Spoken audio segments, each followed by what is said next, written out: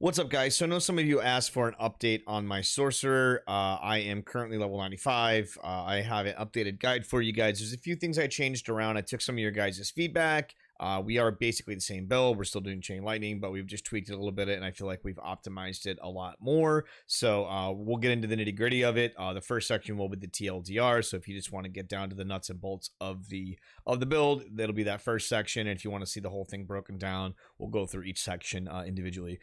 Also, on a side note, we are still working on the Druid. I apologize this is taking so long. Props to you Druid players, because they are abysmal to level. I thought that Barbarian was bad. Holy cow, Druids are so hard to level. So our Druid is now like 52, so we are kind of getting into the final crafting of that build. So we should hopefully have that out for you this week, if not early next week. So stay tuned, it's coming. I apologize it's taking so long. I just didn't think a Druid would take me this long to level. So, but yeah, let's jump into the guide, guys.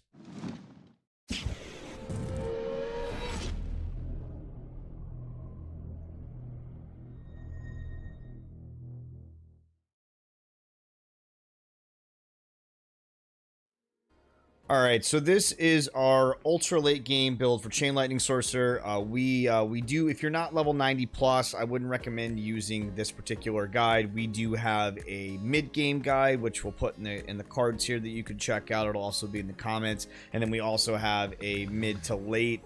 And this is just the more fine-tuned version of the build. So TLDR, guys, we'll go through the aspects, and then we'll put the full build link in the description, so you guys can just go off that. If you want to see the full breakdown, then we're going to break it down by sections. But TLDR, not too much has changed as far as our aspects go. So we're running Disobedience on the helm. We're still running Raiment. I've played around with not running Raiment and just running a defensive chest. I feel like I lose too much damage by doing this. If you guys are having more luck or you're having problems staying alive, then you can definitely look to swap this out to get some more defensive aspects. I've got a pretty highly rolled Raiment, and I don't really want to lose all of this damage to stunned and damage to close. So if you want to do that, you're more than welcome, but I feel like this is pretty good for me. Gauntlets, so we're running Chain Lightning, Untethered Chain Lightning. For our pants, we're running Veer's Mastery. So this is one of the few changes that we made. So we changed Isu's from our other boots, which we were running the Shared Misery. I do still like Shared Misery, but Isu's helps us get to that 100% crit. We changed around Elementalist, which you'll see in a second. So that's why we're running Isu's instead. Still running a dagger. We're running so we changed it to control. I'm not sure how I feel about this yet. If you want to run Frozen Orbit, that's fine too. I got a max roll control, so I wanted to test it out. It's about the same as the Frozen Orbit. I'm not really sure which one's better. I feel like this one performs a little better against bosses, whereas the Frozen Orbit performs a little bit better against packs. So really up to you and how you want to do that. For our amulet, this is another change that we made. We swapped in Ever Living to our amulet slot just to have a bit more survivability, and then we put Elementalists on our ring. That's why we need the Isu's. If we still had Elementalists here, then you can run Shared Misery here, because you should be pretty close to 100% crit. But I had to swap this around, so that's why we did that. For our other ring, we're running a Recharging Aspect. And then for our offhand, we're running Accelerating. And then as you notice on the bar, we have changed a couple things. We have taken off Ice Armor. We're running Lightning Spear instead. That basically perma-stun whenever you want it is really good. So we decided to put that on the bar. But yep, that's the TLDR. The full build will be in the comment section. And if you stick around if you want to see the full update.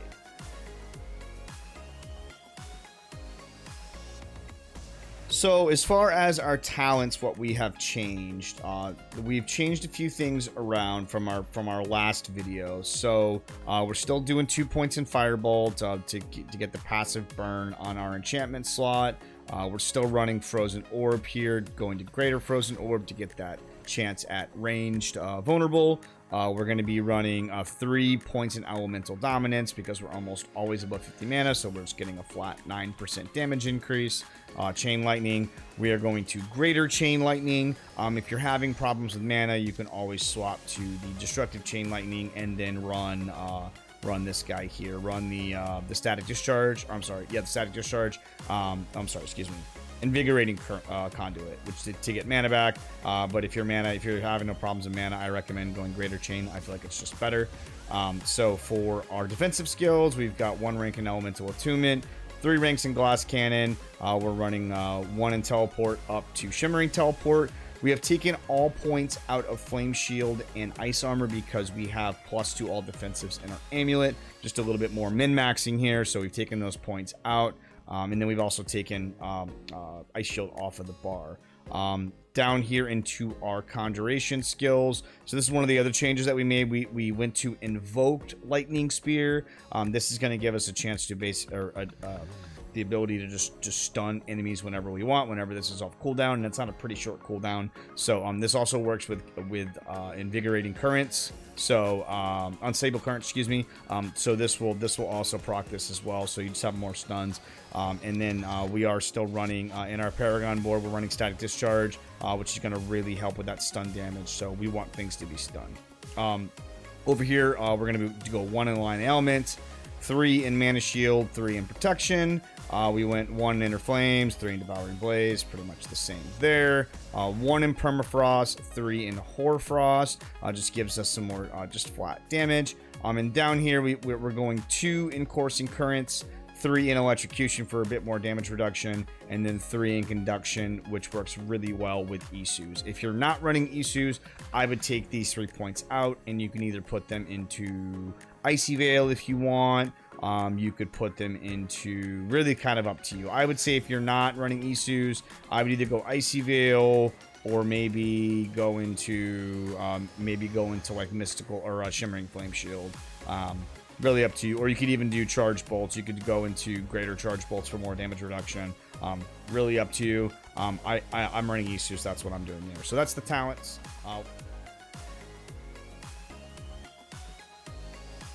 Alright, so as far as our aspects and enchantments go, enchantments are the same. We're still running Firebolt. We're still running Frozen Enchantment. Frozen Orb Enchantment, excuse me. And then for our aspects, Disobedience on the helm. You can have, as long as you have Disobedience somewhere, it doesn't have to be on your helmet. That's really goes for any of the aspects. This is just how I have it set up. As long as you have it here, you definitely want Disobedience somewhere. So Disobedience on the helm. We're running Raiment in our chest. We're running Untethered in our glove slot, Veers in our pants for more damage reduction, Isus to get us up to that, close to that 100% crit chance. We're running Control here in our main hand. You don't need to run Control. It's a toss-up really between Frozen Orbit and Control. I feel like they're both good. It really just depends. I wanted to try it out to see if I like Control better. I haven't really made up my mind if I like this better than Frozen Orbit, but they're both good, whichever one you prefer. In our Amulet slot, we've swapped Till Ever Living to have a bit more damage reduction. You know, our damage was fine. It was more so just staying alive in the Weight of Nightmare 2 dungeon, so that's why we swapped this here. We still have Recharging on our one ring, and then we have Elementalist on our other ring. And then our offhand is going to be Accelerating. This is a flex spot. I like Accelerating. You could also do Control here if you're doing Frozen Orbit in your main hand. There's a few different offensive aspects you could go with. I just prefer Accelerating, but really up to you what you want to run there.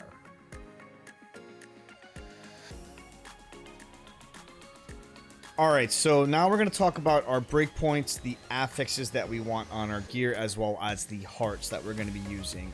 The hearts are the same if you've watched our previous videos. If it is your first time here, we will go through this just so you know what those are and why we choose them. But as far as our breakpoints, what we're looking for, there's 4 stats that we really care about. It's crit chance, it's crit damage, it's lucky hit mana, and it's mana cost reduction. Those are the 4 things that we really care about.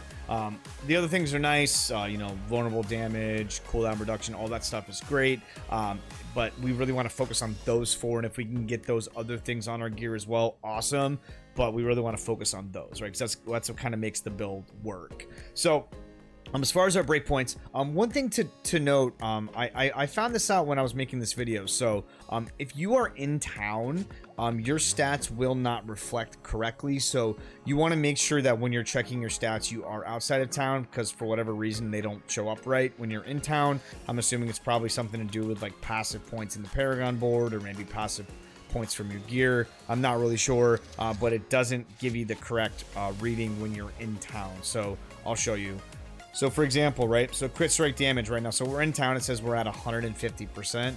I know I have a lot more than that, so I was looking at this number, I'm like, that doesn't make sense. So, but if you look, as soon as I step outside of town, right, it goes to 226%. So just something to keep in mind when you are checking your stats. Just make sure you're outside of town, so you are looking at the right numbers. So for crit chance, we want to try to be around 30% on our gear.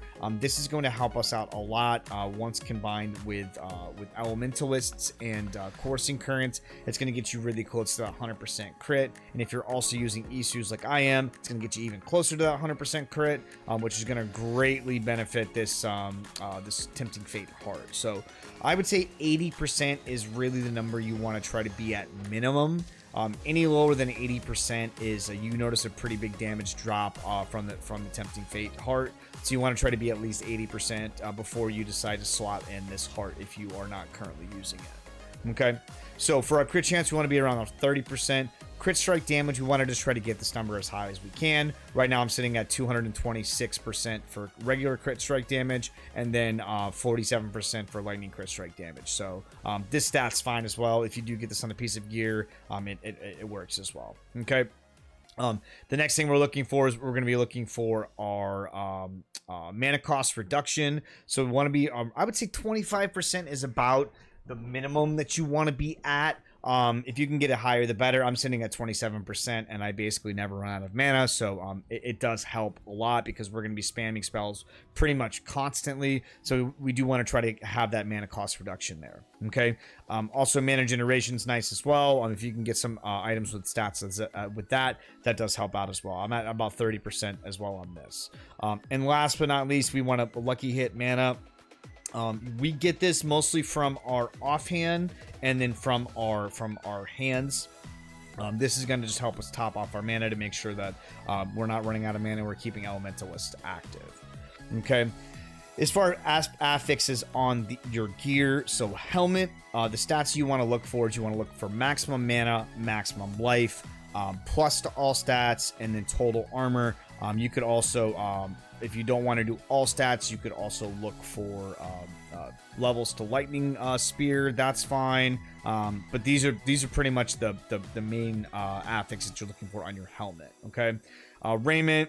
Raiment's pretty self-explanatory. Pretty much comes with what it comes with. So try to use one that is pretty closely to max rolled if you can. If you see, mine is almost max rolled except on the stun. Everything else is almost maxed. So pretty good roll there. For our gloves, what we want to look for is we want to look for crit strike damage, crit strike chance. We want to look for lucky hit to restore primary resource. We want to look for ranks of chain lightning, and then either lightning crit strike damage, any of those are fine. But those are the main things you want to look for on your gloves. For pants, we want to try to find as much damage reduction things as we can, because since we are using raiment, we do need to try to stack DR heavily on our pants.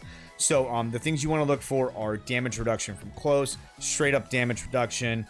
All stats is really good because we do have a lot of very expensive rare nodes in our build, in our Paragon board. So all stats helps us hit those nodes.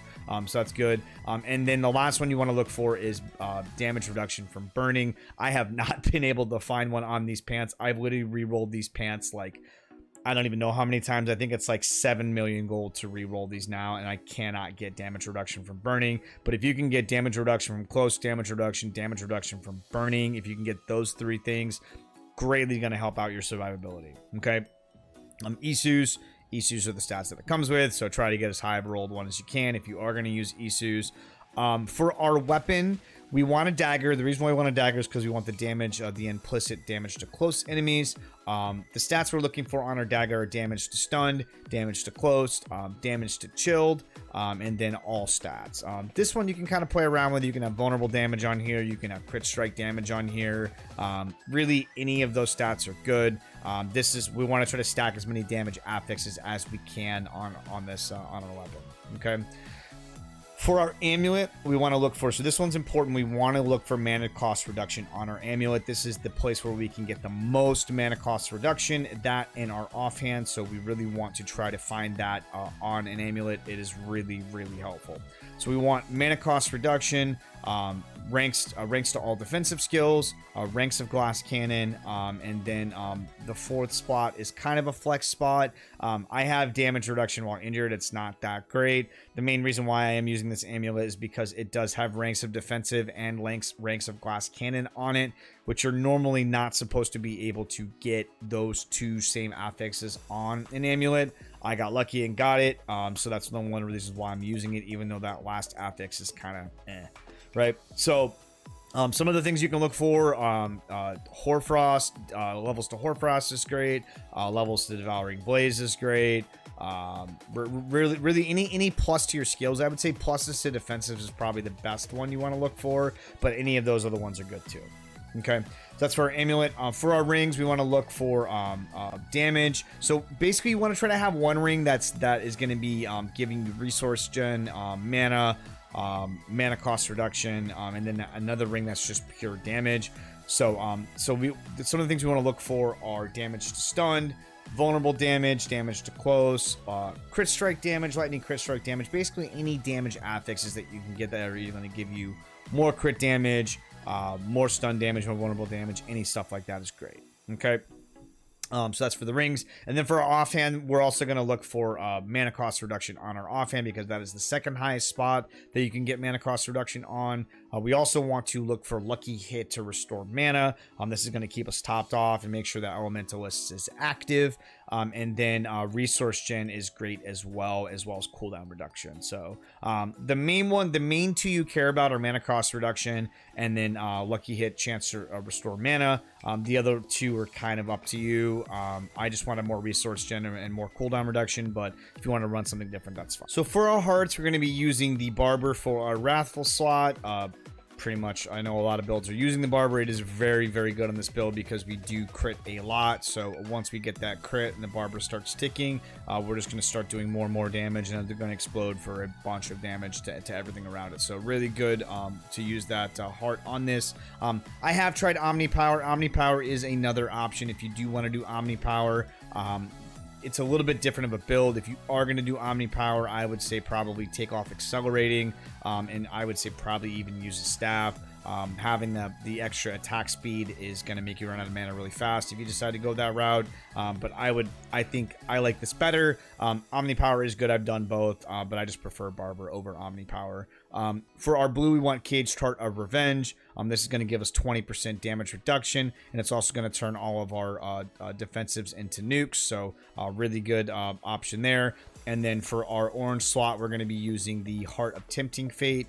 Right now, I have a 76%. I would like to try to get to 80, but I haven't been able to find one higher than 76 so far. So if you get one that's max rolled, it's amazing. It's a huge damage increase, but I would say anything above 70 is pretty good. So, yep, that's the hearts.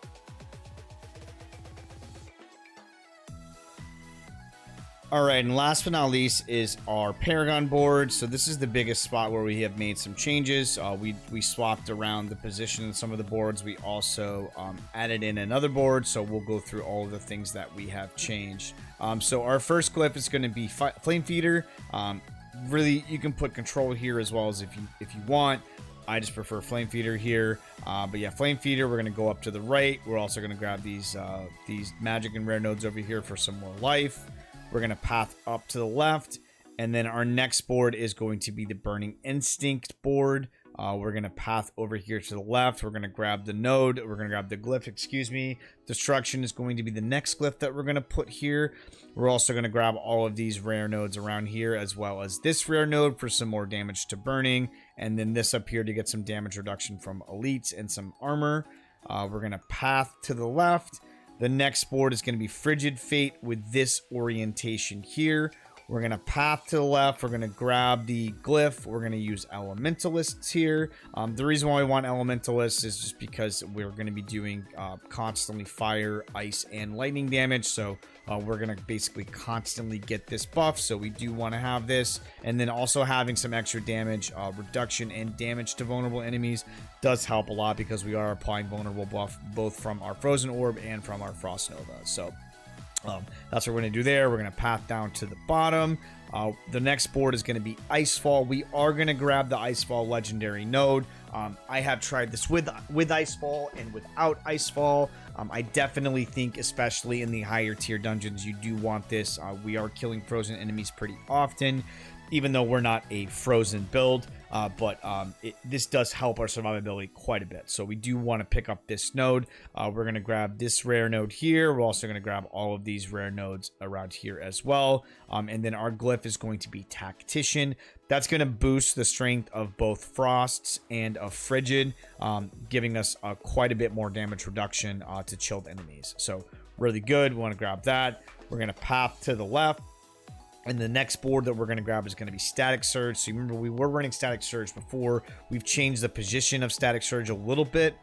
We are going to be grabbing this rare node up here as well as this rare node. So as you can see, we don't have these currently turned on. They will get turned on once we path up into our 6th board. And so our final board, and then the glyph we're going to use here is Control. You can swap out Control or Flame Feeder here, whichever one you prefer. They're both fine here. They're both Dex nodes, so it doesn't really make a difference where you put either one of these. Okay, and then we're going to path up to the top. And then the last board that we're going to be using is going to be using Enchantment Master with this orientation here. All we really care about is the glyph socket.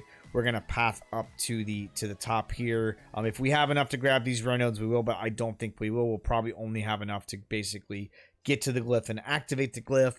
But yeah, that's the Paragon board. As far as the last glyph that we're going to use, I haven't decided yet. I think it'll probably be Territorial. But we might do. We also might do Exploit as well. I'm not sure. But yeah, that's the Paragon board. That's the whole build. This should get us all the way to 100. We are pushing some Nightmare tier dungeons. We've gotten the furthest we've done solo so far is 95. So we are pushing that 100 mark. We're almost there. We're a little short on some of our stats. There's a couple stats that are not 100% where we want them to be. So I think once we can get those upgrades, I think we will be able to do 100. So yeah, that's the build, guys. If you liked it, please make sure you hit that subscribe button and hit the little bell so you know when we upload new content. Live on Twitch Monday, Wednesday, Friday at 9 p.m. So hopefully you guys enjoyed. Leave a comment below next video you want to see. Have a good day.